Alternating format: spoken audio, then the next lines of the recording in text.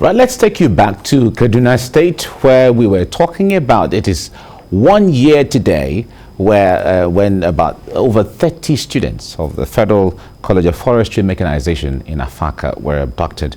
Now they have all been reunited or rescued and are back with their families. But 1 year after, what has really changed? Our correspondent Lupa Azom, excuse me, joins me now from Kaduna to bring us up to speed with understanding what the issues are right there. Lupa, it's good to have you join me right now. It's 1 year today. Thank you very much. Thank you. It's 1 year today since those students were abducted, although they have been rescued from their captors or abductors. But what has really changed about security around there?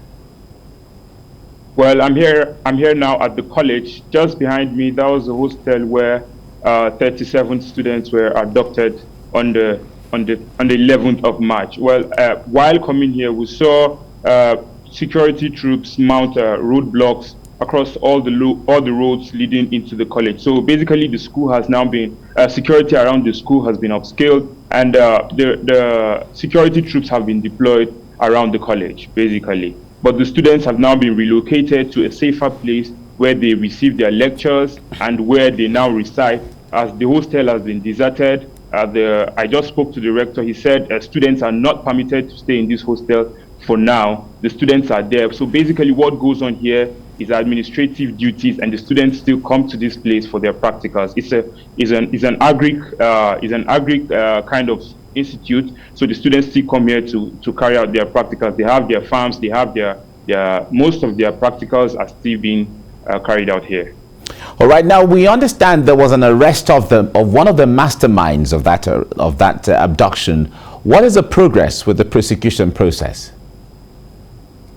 Well, of course, investigations, we wouldn't know. A couple of times where we were with the police, they said these people who were arrested are in their custody, investigations are on, and they will be charged to court. That's what the police tell us. They say these persons will be charged to court. So for now, we don't know what the situation is, but we just know the police told us that they will be charged to court after investigations are completed. But in the school, there is calm now. We still saw a lot of students around.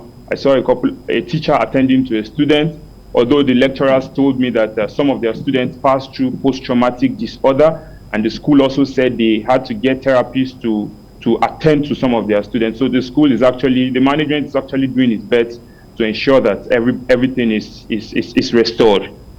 All right, now despite the students passing through counseling and that process, what are the students saying when it comes to their day-to-day living? Do they still have some level of fear and anxiety in their minds regarding what could likely happen anytime they come for practicals in the school?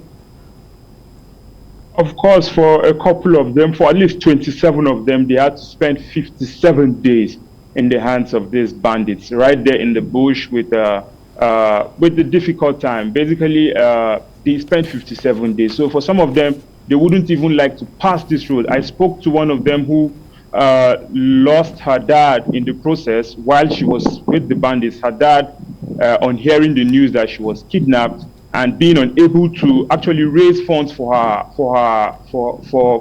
ransom, he actually passed on. And she was also pregnant, but then she lost her pregnancy while in the bandits' custody. So while I spoke to her, she said, look, I wouldn't even want to pass that road at all. Of course, I would continue with my education. I would like to further, I would like to go to school, but then I wouldn't like to pass through this college. No matter the security situation here, I wouldn't come back. So that was what she told me. But of course, a lot of them, I visited some of them in the hospital at that time while they were receiving medications, but the school has said it has given post-traumatic stress disorder treatment to most of the students, and it is sure and it is working hard to ensure that all the students are stable and that schooling activities resume. It says it's still going to write exams on the 30th of this month, and some of their students, including those who were abducted, were able to complete their studies here in the school, and they are now in NYSC camps across the country. All right.